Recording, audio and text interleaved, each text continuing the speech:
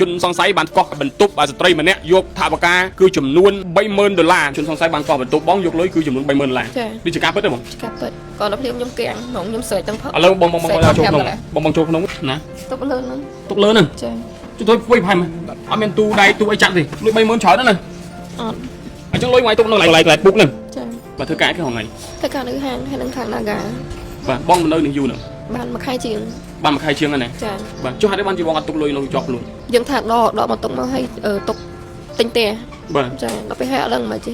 េចំថ្ងៃវាមកលួចចឹងហ្មងឲ្យដឹងថាខ្ញុំនឹងអត់គេងផ្ទះទៀតខ្ញុំគេងនៅកន្លែងការងារចំលុយ$30,000អត់ទុកជាប់ខ្លួនច្បាស់បងអត់ច្បាស់ណាច្បាស់ព្រោះលុយ$30,000គឺច្រើនមែនទែនហើយគាត់ទុកលុយមានការធ្វើប្រហែសនៅខាងលើនេះហើយយើងអត់ដឹងថាតើជនសង្ស័យហ្នឹងគឺធ្លាប់មានការតំណែងតំណងស្គាល់គាត់ឬមួយក៏យ៉ាងណានោះទេអត់ទុកលើពុកទេប្រិមិត្តអត់មានដាក់នៅក្នុងហឹបក្នុងឡាំងក្នុងអីអត់អញ្ចឹងគឺដោយសារតែបងដកលុយហ្នឹងមកក៏ពិតលុយហ្នឹងពីមុនដាក់នៅក្នុងកុងទេប៉ុន្តែយើងដកមកបំរុងនៅក្នុងការទុកទិញផ្ទះហ្នឹងហើយពួកខ្ញុំមានលុយជប៉ុន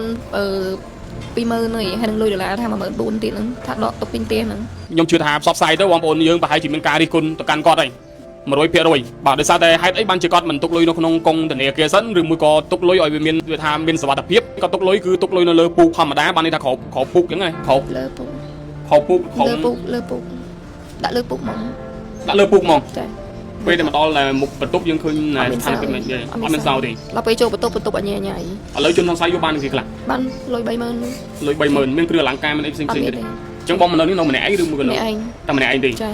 ាបំរុងថាដកទុកទិញផ្ទះតែនៅក្នុងថ្ងៃណាដែរថាហៅមើលស្អែកខាងស្អែកដល់ពេលគេលួចហើយម៉ូតូទុកនៅមុខនឹងទាំងអស់ម៉ូតូទុកនៅមុខទាំងអស់នេះអត់យកម៉ូតូទេអត់ទេបាទយកតែលុយចាអត់ដឹងថាតាមដានតាំងពេលណាគាត់បន្ទប់នឹងយកហ្មងនៅព្រឹកមិញនេះបងមានពីការផ្ញើផ្អើលគឺគាត់មានសួរគាត់ស្រែកយំ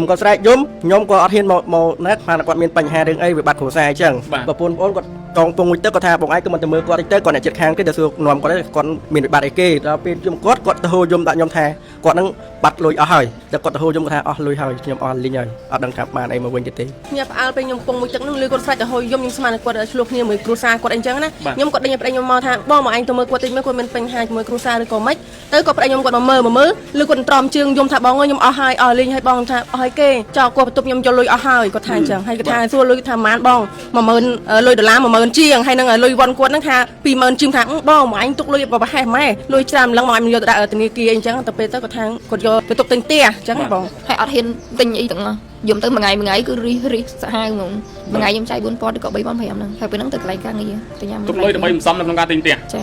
សម្រាប់អូនមើលទៅគាត់ប្រហែលជាគាត់មានមែនព្រោះការគាត់រាល់ថ្ងៃដែលឃើញគាត់ចាយចំណាយវាអីទេគឺមកពីធ្វើការដល់ម៉ោងធ្វើការគាត់ធ្វើកា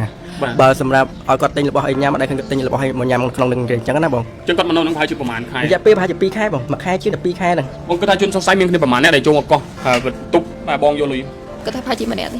េម្នាក់ទេណាប្រហែលជាអ្នកនឹងក្នុងហ្នឹងហើយបន្ទប់ចូលដល់រាយប៉ាយពេញហ្នឹងហ្មងចាចឹងដោយសារតែបងមានការធ្វើប្រហែលដោយគិតយ៉ាងម៉េចបន្ទុកលុយបែបហ្នឹងបងបាទខ្ញុំប្រហែលខ្លួនឯងខ្ញុំគិតថាអត់អីទុកលុយហ្នឹងហើយលួចពេលយកគេរៀងស្ងាត់ចឹងទៅហើយចូលមកលួចហ្នឹងបាទបងគិតថាលួចប្រហែលជនសង្ស័យមកធ្វើសកម្មភាពប្រហែលជាខ្ទង់វេលាមកប៉ុន្មានដែរប្រហែលចិត្តភ្លឺប្រហែលចិត្តភ្លឺហ្នឹងហ្នឹងហើយពួកចិត្តភ្លឺអត់មានមនុស្សទេស្នងពោទៅសម្រាប់គេធ្វើមិនឲ្យគាត់ជួយធ្វើមិនបានលុយហ្នឹងមកវិញពួកខ្ញុំធៀមទិញផ្ទះទេចូលផ្ទះគេយូរហើយចង់បានតែខ្លួនឯងសងទុកមកប្រហែលជាប្រហែលឆ្នាំហើយ8ឆ្នាំ7-8ឆ្នាំទៅតែបានលុយចំនួនប្រហែលជា$30,000ទេចាសមត្ថកិច្ចជាពិសេសលោកអត្តការខណ្ឌឫស្សីកែវបើកការស្រាវជ្រាវហើយក៏ដូចជាសូមសំណូមពរទៅកាន់ស្នងការនគរបាលរាជធានីភ្នំពេញហើយសូមមេត្តាជួយស្រាវជ្រាវយ៉ាងណានោះដើម្បីស្វែងរកនៅមុខជនសង្ស័យដែលបានធ្វើសកម្មភាពនៅក្នុងការកោះបន្ទប់ទឹកយិនសិនម៉ាអ៊ីជាផលិតផលកូរ៉េសុទ្ធ100%ជួយទៅដល់បងប្អូនដែលមានបញ្ហាសុខភាពដូចជាកម្លាំងចុះខ្សោយគេងពុំសូវលក់ចុះក្រូចតាមសន្លាក់ចឹងឧស្សាហ៍ឈឺក្បាលវិលមុខគ្រុនកោះខ្យល់ញឹកញាប់ពិបាកបាត់ជើងនិងបញ្ហាសុខភាពជាច្រើនទៀតជីវទឹកយិនសិនម៉ាអ៊ីថ្ងៃនេះក៏ដូចជាចូលជាតំណាងលក់អាចទំនាក់ទំនងតាមរយៈ Page និង Telegram នៅខាងក្រោមនេះបាទជម្រាបសួរទៅកាន់ប្រិយមិត្តទស្សនិកជនជាទីគោរពក្នុងគណៈវេលាម៉ោង11 ព្រឹកត្រូវនៅថ្ងៃទី21ខែវិច្ឆិកាឆ្នាំ2025ខ្ញុំបាទទេប៉ុនរួមនឹងក្រុមការងាររបស់ TP News កំពុងតែធ្វើសក្តីរាយការណ៍ដែលស្ថិតនៅក្នុងចំណុចបន្ទប់ផ្ទះជួលមួយកន្លែងស្ថិតនៅក្នុងសង្កាត់ទួលសង្កែទី1ខណ្ឌឫស្សីកែវរាជធានីភ្នំពេញដោយជនសង្ស័យបានធ្វើសកម្មភាពនៅក្នុងការកោះបន្ទប់ស្ត្រីម្នាក់យកថវិកាគឺចំនួន$30,000នេះបើតាមការបញ្ជាក់ពីម្ចាស់បន្ទប់ផ្ទាល់តែម្ដងស្របពេលដែលគាត់មិននៅផ្ទះហើយបើតាមការបញ្ជាក់ពីគាត់ថាគាត់ដកលុយនេះមកគឺបំរុងទុកនឹងធ្វើការទិញផ្ទះបាទជំរាបសួរប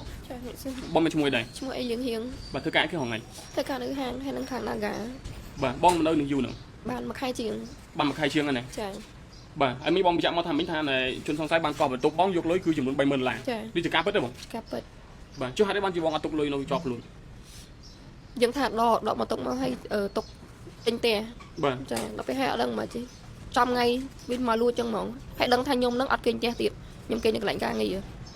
អូជួយសង្ស័យមកធ្វើសកម្មភាពផ្ទុំប្រហែលយូរលាមកបានដែរ អត់ដឹងទេ យើងអត់ដឹងទេអញ្ចឹងបងមកដល់ផ្ទះដល់ប្រហែលយូរមកបាន ម៉ោង5 6 ម៉ោង5 6 ផឹក ពេលដែលមកដល់មុខបន្ទប់យើងឃើញស្ថានភាពមិនទេអត់មានសោទេ ដល់ពេលចូលបន្ទប់អញ្ញាញ៉ៃ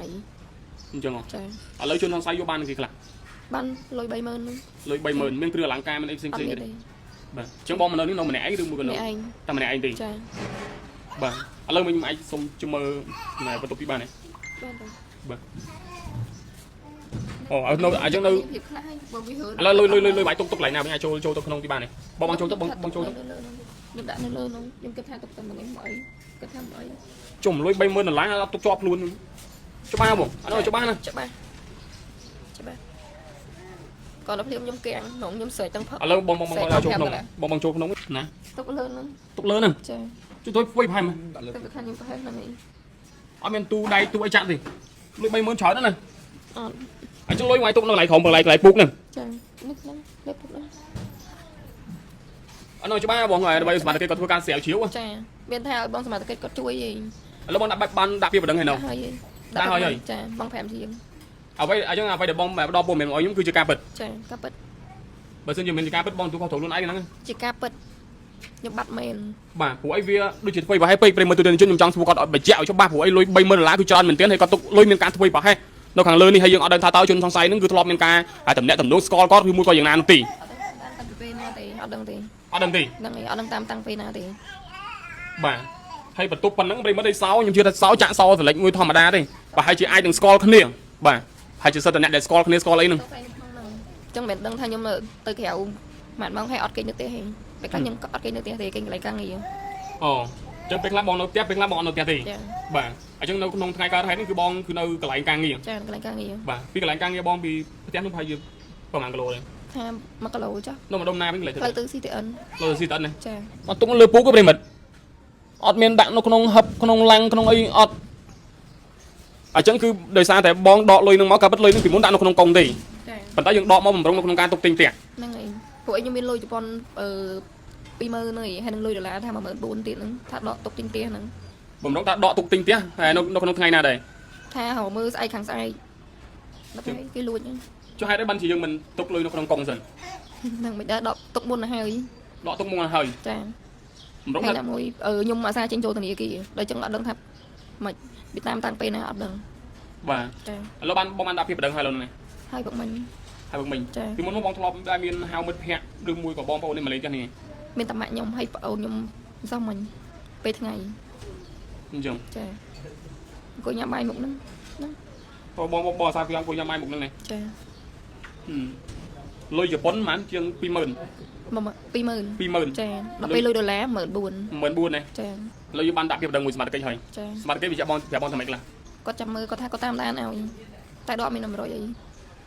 អត់តែមាន100ទេ ហ្នឹងហើយបើមើលកាមេរ៉ាអត់ច្បាស់ផងហ្នឹងហើយនៅនេះក៏អត់មានកាមេរ៉ាដែរមានតែកាមេរ៉ានៅផ្លូវបន្តិច បាទបងគិតថាជនសង្ស័យមានគ្នាប្រហែលអ្នកដែលចូលមកកោះទុកបាទបងយកលុយ គាត់ថាផាជាម្នាក់ទេ អ្នកទេណា ផាជាអ្នកនៅក្នុងហ្នឹងជំនាញ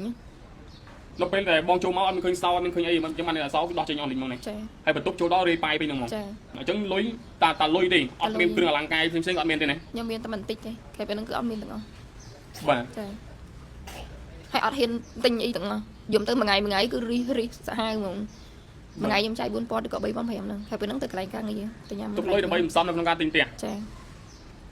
ឥឡូវដូចសំឲ្យជនសង្ស័យចឹងណា ចា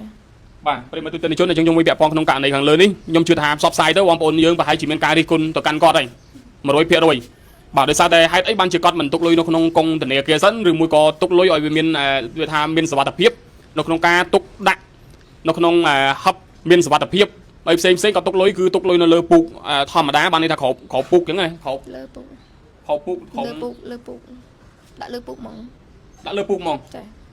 បាទអញ្ចឹងអ្វីដែលបងប្រាប់ព័ត៌មានមកខ្ញុំគឺឲ្យច្បាស់ដោយសារតែខ្ញុំធ្លាប់ជួបពាក់ព័ន្ធនៅក្នុងករណីដែលកោះបន្ទប់ថាបាត់លុយអស់ប្រមាណ10000នោះដល់កម្លាំងសមត្ថកិច្ចស្រាវជ្រាវទៅ1000ខ្មែរបាទ1000ខ្មែរហើយបងប្អូនខ្ញុំប្រហែលជាធ្លាប់ទទួលបានព័ត៌មានខាងលើនឹងបាទខ្ញុំនិយាយសួរគាត់ឲ្យសង្កត់ព្រោះអីព័ត៌មានយើងមានចេះតែផ្សាយទេបាទយើងត្រូវការឲ្យព័ត៌មានជាក់លាក់ ដើម្បីផ្ដល់ជាដំណឹងជូនបងប្អូនយើងក៏ដូចជាឲ្យកម្លាំងសមត្ថកិច្ចលោកអាចធ្វើការស្រាវជ្រាវបាទកុំឲ្យកម្លាំងសមត្ថកិច្ចលោកធ្វើការស្រាវជ្រាវបែរជាវាមិនមែនជាការពិតបែរជាលុយប៉ុណ្ណេះថាលុយប៉ុណ្ណេះបាទហ្នឹងវាធ្វើឲ្យប៉ះពាល់ទៅដល់សម្ដាប់ធ្នាប់សង្គមផ្សេងៗប្រិយមិត្តទូទាំងជនយើងបាទអញ្ចឹងបងច្បាស់ឲ្យថាលុយទាំងអស់ហ្នឹងគឺចំនួន$30000យើងខ្ញុំចង់បញ្ជាក់ទៀតដោយសារតែព័ត៌មានខ្ញុំចង់ផ្សាយទៅដើម្បីឲ្យបងប្អូនយើងគាត់មើលមកគាត់គិតថាព័ត៌មានគឺជាព័ត៌មានពិត ចាហ្នឹងហើយព័ត៌មានពិតឲ្យខ្ញុំស្បត់ក៏បានដែរខ្ញុំបាត់$30000មែន $30000ណា ចា បាទចឹងដោយសារតែបងមានការធ្វើប្រហែសដោយគិតយ៉ាងម៉េចបន្ទុកលុយបែបហ្នឹងបង មកខ្ញុំប្រហែលខ្លួនឯងខ្ញុំគិតថាអត់អីទុកលើហ្នឹងហ្នឹងហើយ